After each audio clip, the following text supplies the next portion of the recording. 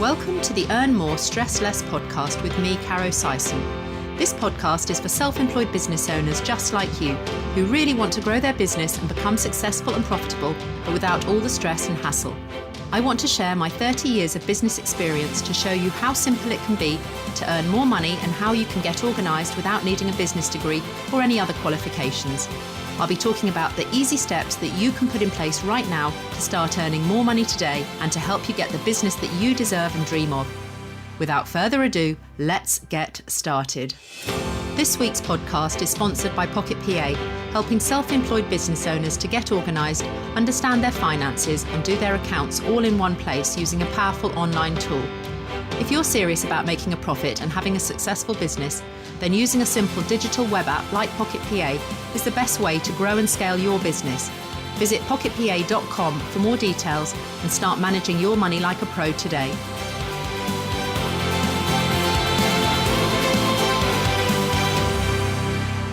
Hello, welcome to the Earn More, Stress Less podcast with me, Caro Sison. Thank you for joining me today. And this is a special week, and I'm going to just be doing a couple of episodes and shining a light on World Autism Awareness Week, which is running from today, the 27th of March, until the 2nd of April. And today I have got a special guest with me, a lady called Heather Tingle, and she's a decluttering expert for BBC Radio Sheffield. She's got an Amazon bestseller, Declutter Your Home Planner, but she's also an expert working with families who live in chaos and all the challenges that that brings. Now, like myself, Heather is also autistic. Now, this is something that I am newly diagnosed last year, and it's something that I'm really exploring and wanting to shine a light on. And Heather knows about the neurodiversity links to clutter, and she's going to help explain that a little bit today. But we're going to be just having a general chat about neurodiversity in small business, what it might mean for us and for others who may not know much about this subject. So, Heather, a very warm welcome. Welcome to this week's podcast and our Spotlight on Autism. How are you? Thank you. I'm good. Thank you. Fabulous. So I've been really looking forwards to having this talk with you and doing this episode in light of my own diagnosis in the last 12 months. I'm going to be covering off in the next episode the actual process of the assessment, etc., because I had a chat with Kim on that. So we've got another episode coming out on that. But the theme for Autism Awareness Week this year is colour. And I think it's really pertinent, certainly for me, because it represents a diversity of beautifully colourful people in all senses of the world. And somewhere they're on this incredible spectrum of autism, shining our lights that brighten up the world. I think the world would be so much more boring without autism and neurodiversity, I think, in the world. And it covers across all genders, cultures, race, religion, and age. It doesn't differentiate. So we've got 700,000 people, autistic people, I think, in the UK. That is a lot of people. And I'm actually proud to say that we are two of them, Heather. Do you feel the same? I do. I honestly, what you just said, I totally agree. And I also think that number is definitely lower than the real number, because I think there's still a lot of people that aren't aware.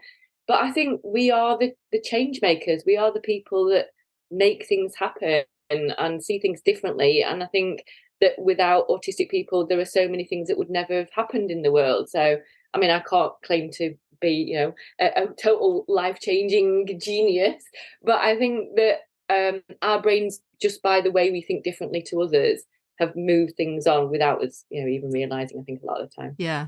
And I think it would be useful for some people because autism might not be something that they're particularly aware of on their radar. They're not really sure of the traits of autism, which, creates the diagnosis. But my understanding certainly is it's the difficulty with some social interactions. Individuals with autism might struggle with social cues, such as it doesn't have to be eye contact, but it could be interpreting body language, just understanding social norms. It doesn't seem obvious to autistic people. Certainly that is the case for myself. There could be some repetitious behaviors. It could be, either movement or hand movement, but it could also be just behavioral things like loops and things. I certainly have loops where I will go off and start talking about something and I can't move on and get out of this loop, which is really frustrating for both me and the person that I might be talking talking about, particularly if I feel that what I'm saying hasn't landed. I'll say it in 7 different ways, which can be really annoying for that person that's listening or having it delivered to, because they're like, I heard that the first time, I got it, but I haven't processed it. I think that communication difficulty with, as I say, verbal and non-verbal communication, with eye contact, understanding sarcasm, humor, banter, and those sorts of things appropriately. Some people with autism have sensory issues. It could be with light, sound, taste, smell, those sorts of things. A very narrow sort of range of interests is quite a common thing. I think that's certainly true for me. Things that some people would never consider as fun or an odd enjoyment, I find fascinating. So it could be that they have narrow interests, which they then become highly knowledgeable about a particular topic or subject. And I think the last thing that is quite characteristic is this difficulty with change that can really wrong foot autistic people. They struggle with change in routines, unexpected events. They prefer predictability and familiarity. And for me, clocks and time and those sorts of things are a huge trait of mine. And I regularly have 2 or 3 clocks in a room. I have to be able to see the time. I'm always measuring things, those sorts of things. That's very normal for me. So different to me as well, which is so funny. So do you recognize some of those things? Because obviously, it is a spectrum. It's not going to, everybody with autism isn't going to exhibit all of those traits. And some individuals will have some of them to a greater or lesser degree. And people without autism will also be able to relate to some of those things that I've just mentioned. Does that make sense? But, no 2 people with autism are exactly alike either. Yeah. Some of the things that you were saying, I was genuinely thinking, no, definitely not me. And that was such a barrier for me ever thinking I was autistic, is that so many of the things that we think of as autism, like, struggling with sarcasm, struggling with banter, all those kind of things. Actually, that's something I'm really good at, or thought I was, because one thing that I'm very good at is I'm very, very sarcastic. So I thought, well, that's obviously not me. However, I realised after I got my diagnosis that an electrician came to fix something at my shop and said, oh, yes, it should be all right now. I don't think it's going to electrocute anybody. And he was being sarcastic.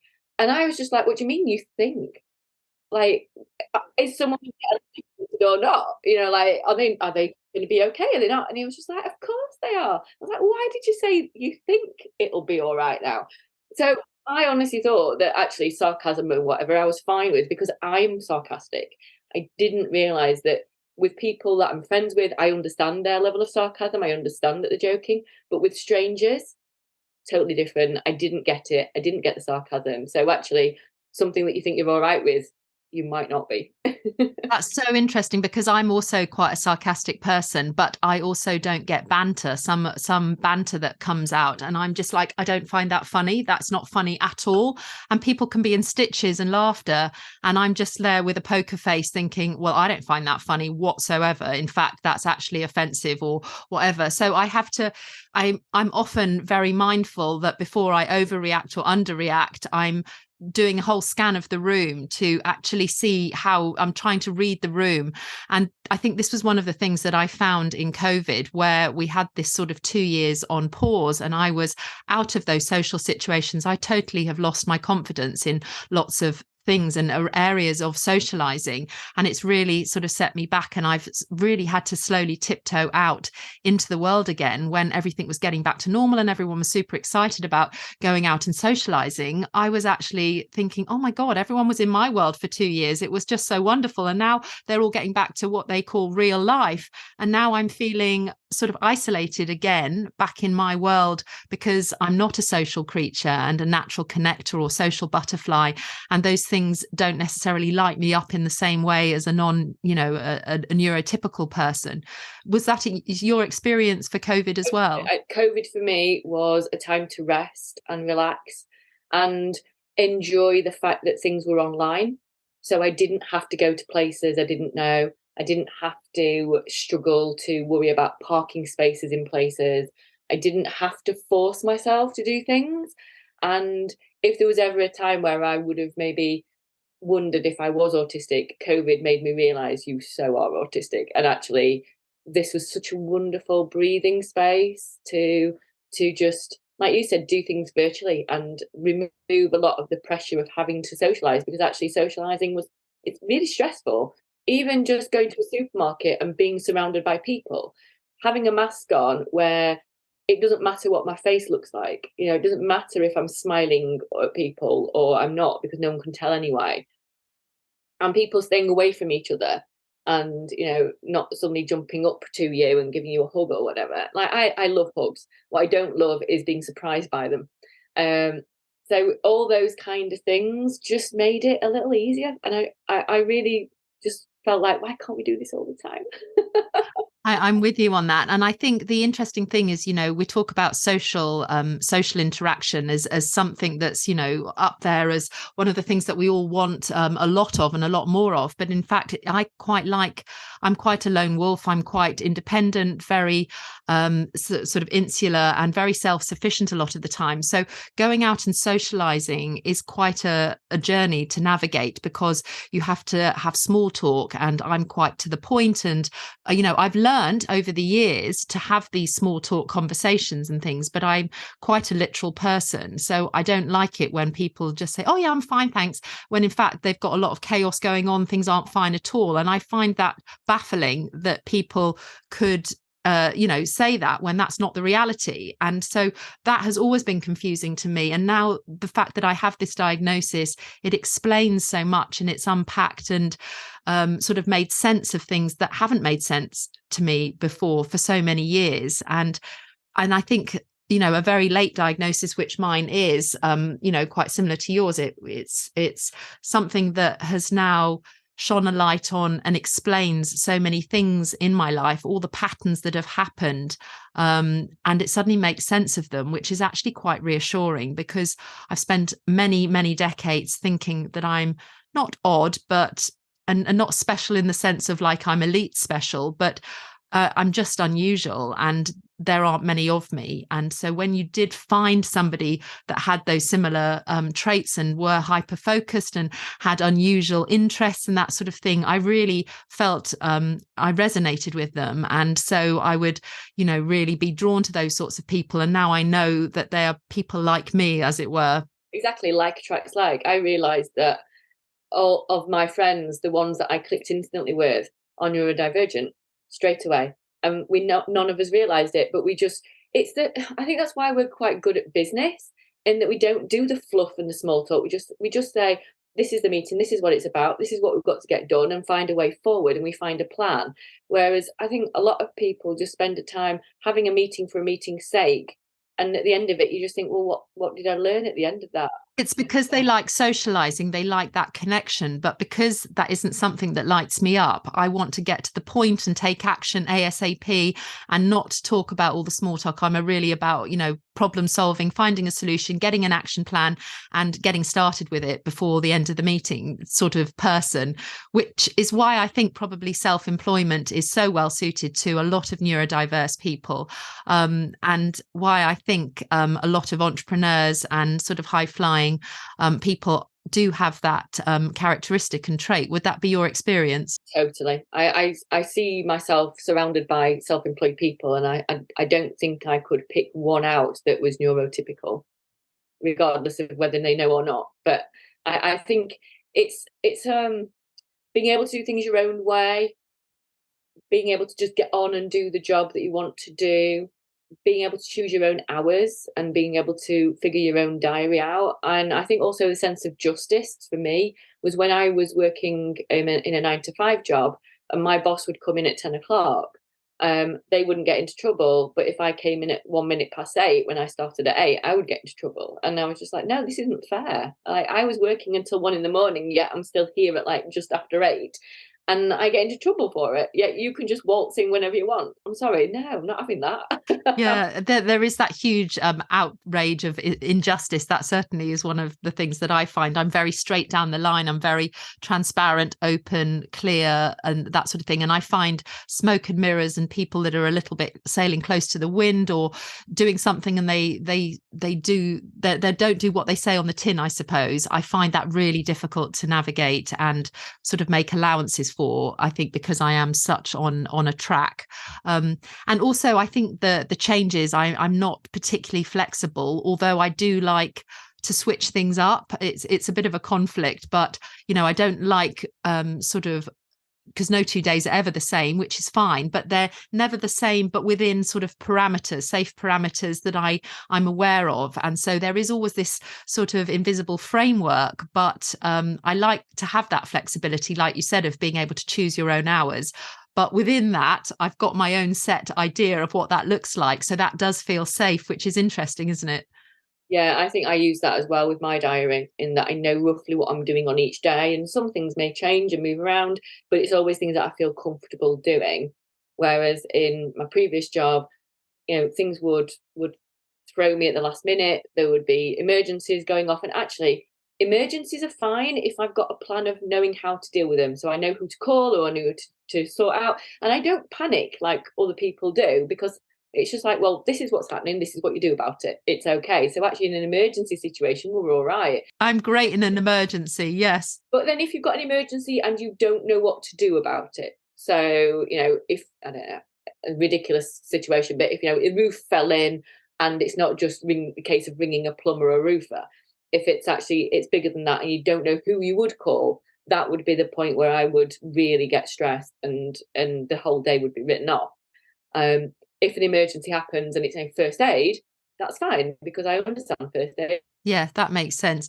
So share a little bit about your story into what you're doing at the moment, Heather, and how you got into decluttering and organizing, because I think that the link between that is so fascinating and I would love to hear more. So I owned a business, and during that time, I split up from my partner, who was very, very tidy, and I was very, very messy. And it got to the point where he would trip over my clothes on the floor to get to his side of the very neat part of the bedroom. And he almost gave himself concussion one day and just basically went, "Why can't you just pick your clothes up off the floor and put them away?" I was like, "Because that's where they live. They're clean. Like, they're not even dirty. They're clean." And it made me think, basically, we ended up splitting up, not because of that, but we split up. And I was reading one night about Marie Kondo. And I thought, I'll buy the book and it'll just go with all my millions of other books that I don't actually read but think I ought to. And what actually happened was I did read the book and I enjoyed it and started implementing it. And then by the time he came to collect all his stuff, my house was totally different. I totally decluttered my entire home, as well as the partner.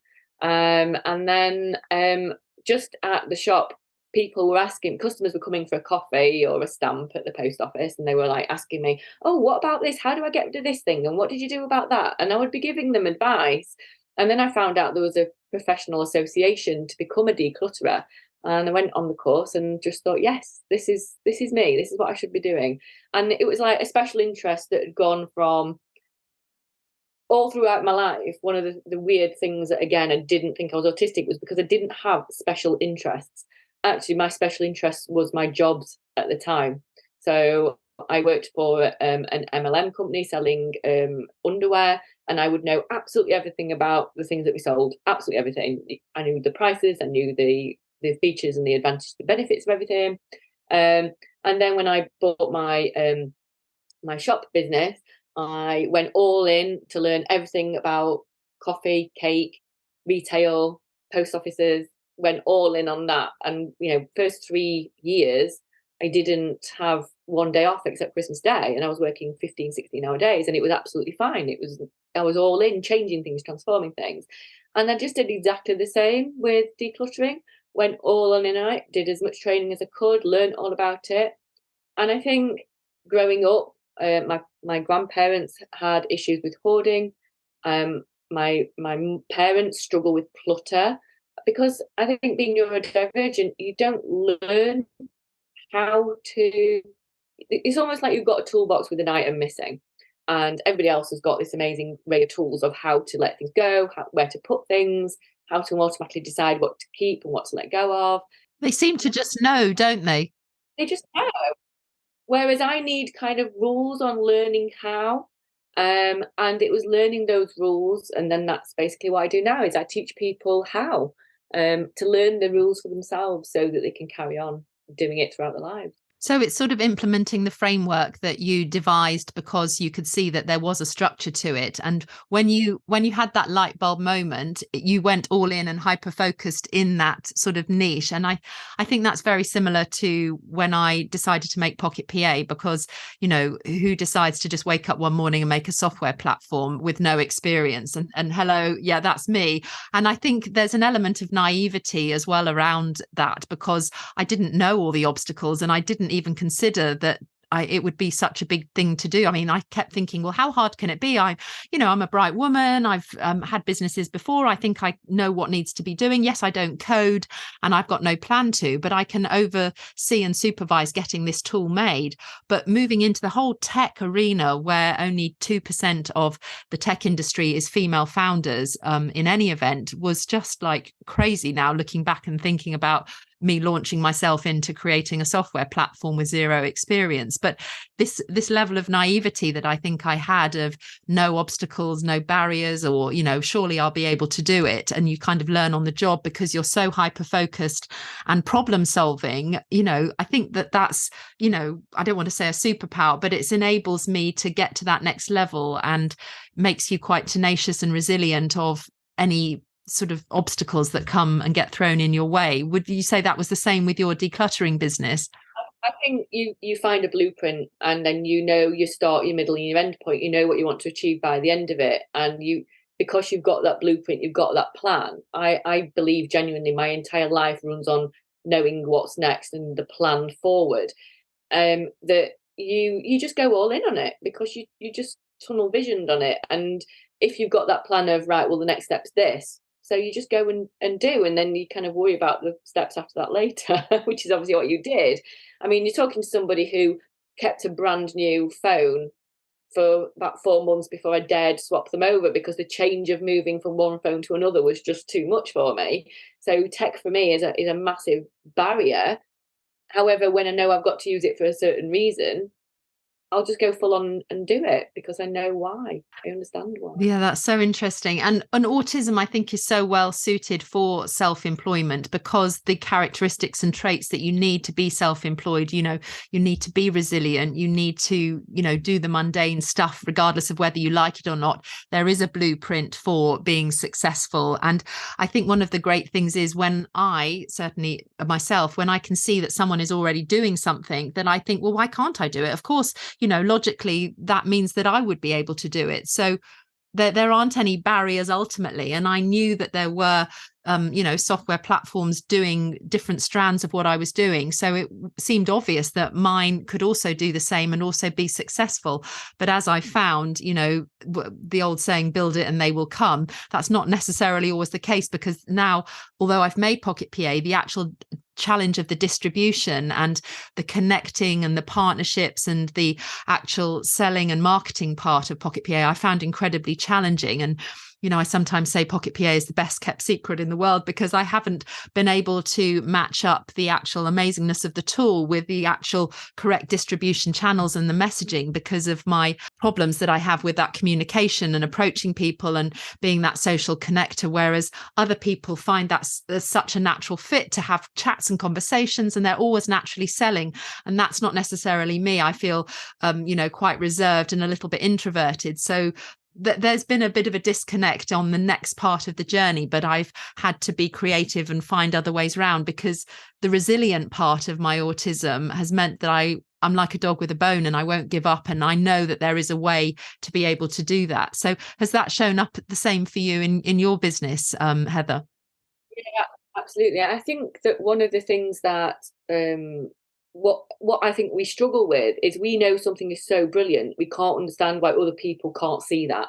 It's just so obvious to us. Well, why wouldn't you use it?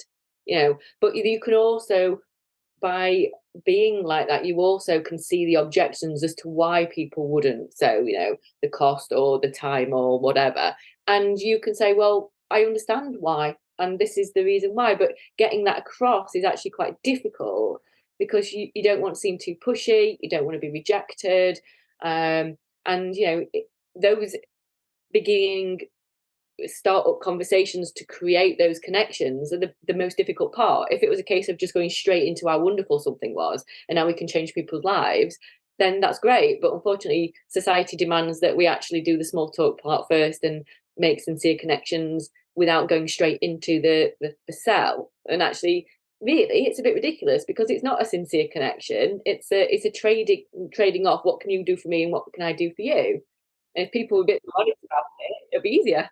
It's a little bit like that dating process, I suppose. You wouldn't ever go up to somebody at the bar and just sort of think, oh, they're the right one for me, and approach them and say, shall we get married? Because they're like, well, we need to test run this. We need to have some dates. We need to check if we like each other. No, I already know that I'm going to, you know, we're going to be a great match and that we should get married and have children and run off. And, you know, you can't do that. That's just so socially inappropriate. You would go up and register an interest, and then you would get to do the small talk, and then you would start to go out on dates and then move things through those norms and social things. But, you know, when you have this sort of fixation of, you know, let's cut to the chase and let's not waste all of the small talk and all of the niceties, I found that really frustrating, that people can't see the value of, you know, whatever it is the offering is, straight away, because it seems like it's so obvious. But people need to be taken through those stages and steps for them to realize themselves. And, you know, I'm not that sort of pushy person that would go straight to the bar and have that confidence to say, we need to get married, and, you know, you haven't met me yet, but this is perfect. So I struggle with those steps beforehand, even though I can see that Pocket PA could really help somebody. I'm really mindful that I have to go through those steps with somebody to help them to be able to see how much it could benefit them and their business, etc. So I guess those are the challenges that I have, that I'm working through, and now working with a team to help put those steps in place and appeal to the neurotypical person, which is the wider market of people that Pocket PA will help. Could you just outline what would be some of the common misconceptions, do you think, about autism that people have, that we could possibly address in this podcast? I still think the things that I've struggled with are the fact that we're just all lumped in together, and actually we're all very different. We're individual people that just happen to be autistic. Our brain, it was fixed one way, and your brain was fixed a different way. I don't, as far as I'm aware, actually visibly stim. So I think that's quite a thing that even recently with the TV programs, that all the autistics that were like kind of featured would stim and move about. Could you just explain what stim means? Because some people might not know what that is. So generally you'll see people like with the flappy arms, the flappy hands, or the rocking involuntary movements. And actually I think every single person on the planet does stim to some degree, whether you're neurotypical or neurodivergent. But I think it's probably just less obvious, but probably because as a child, if I ever did start to do something like that, like I remember taking my hands out of my sleeves and flapping my sleeves about in like a circle, and I would be told, stop being silly, you know, stop messing about. So you stop doing those things, and I think you grow out of it as you get older, that you put that mask on and you stop being silly. So when people talk about, you know, stimming behaviours, I don't notice myself doing them very often unless I'm extremely stressed, in which case it would depend on if I was at home or I was out in public, and I might just shake my hands because I feel like I've got a lot of energy in my arms. But that's pretty much it. That's not something I would do out in public. Maybe I should. I've started to do it a bit more, to let the stress out on a, you know, if I go on a shopping spree and it's all a bit overwhelming, I will now maybe shake a little. But I think Yeah, it's a long time coming. I find that I use exercise an awful lot, and I have to bake that into my day in order to release that level of energy. And I now bake that into my day very first thing. So I'll either swim for an hour where I've got that repetitive movement, I'll either run or do some sort of vigorous type of exercise. And it's almost like a release. It's like a metronome of repetitive activity in order for me to sort of dispel that energy of something in order for me to feel calm enough to navigate my day, I suppose. But, you know, a lot of people exercise whether they're neurodiverse or not. But for me, I find it quite cathartic. I can't, I really don't enjoy exercise. I think I am such a perfectionist, which is part of the autistic brain, that unless I was really, really good at something to start with, I wouldn't even attempt it. So I tried jogging, I fell over, I can fall over my own feet. And I was just like, I'm not going to be instantly good at this, so I'm not doing it. Which is, you know, it can be a positive, being that level of perfection that you only really go for things that you know you're going to be good at. Yeah, I've really been trying to challenge that perfectionism in the last sort of 12 months and trying to not let that get in my way and use progress over perfection as such a more of a mantra, because otherwise it really does sort of paralyze your progress and being able to get started. And that has been a trait for me for many decades. And now I've managed to sort of let that go to some degree, not completely, but when it is such an ingrained habit, it can be tricky to do that. Where would you suggest that people go to find out more? Is there a particular, I know that you were on another podcast, which I'd like you to mention in a moment. I was going to signpost people to the National Autistic Society, which is the www.autism.org.uk. But what would you suggest where people could go to find out more, Heather? I think the National Autistic Society is actually a very good society. I have used them in the past. So I think they are great. I also think that if you are on Facebook, I would go and look for late diagnosed autistic groups. There's a lot of them about. I think we learn more from each other than we do from official sources. And there's lots of things that I now notice that I would never have noticed before had it not been for those peers teaching each other about their own autistic brains. No, that's really helpful. Thank you. And if people want to find out more about your decluttering, Heather, where would they be able to find out about your wonderful work? So again, on Facebook, if they searched for Untangled by Tingle, you will find me on there. I'm on all social media because I much prefer being out on social media than I do in real life. I love that. Thank you so much. I mean, I think it's just been a really exciting conversation, because I think there are a lot more conversations going on now about ADHD and neurodiversity and inclusion. And I think it's the fact that we have, probably around 1 million people plus and counting in the UK alone that have somewhere on the spectrum of autism. I think it's really important that we raise that awareness as business owners, and we make sure that we're included in conversations and it's not seen as a shameful or a taboo thing to actually speak up and talk about. I mean, all the language to do with neurodiversity, for example, autistics, you're neurodivergent. Divergent just sounds awful. It sounds like there's something wrong with you. And I think by doing these kind of things, like you doing this podcast today and saying, I'm a very clever businesswoman that's not done this amazing thing, and I'm autistic, that doesn't take away from my achievements. Actually, it's probably because I'm autistic that these achievements have happened. So let's not think of it as a negative, just work around our own parameters, really. 100%. And it's just about being accepted for who we are and not needing to change. And the fact that we're not as social creatures and might not seem like the fun machine, that's totally fine, because we have other things that we bring to the table that are just as wonderful. Put us all together in our own environment, and we can be the life and soul of the party, and we can be very social. It's just social in a different way. Yeah, I love that. Thank you. So I hope that we've shared some things today that have enlightened people and helped them understand us and other people a little bit better in light of national, it's World Autism Acceptance Week, isn't it? It's not a national thing, it's world. So that is wonderful. And as I say, if you'd like to find out a little bit more about it, we're going to put some links in the show notes. So thank you. I hope you all have a wonderful week ahead. Until next time, let's catch up soon. Thanks for listening to the Earn More, Stress Less podcast with me, Caro Sison. If you've enjoyed this week's episode, then do hit subscribe so we can catch up again soon. And please kindly leave a review if you've got a moment. and share with anyone else that you think this podcast could help on their self-employed journey. If you're ready to make bigger breakthroughs in your business life and want to get way more organised and understand your finances the really simple way, then start your very own 14-day free trial today using the super powerful software tool Pocket PA that I made for my own son and daughter. Go to pocketpa.com/podcast and let's get you on the way to earning more money and stressing much less. Have a great week, whatever you're doing.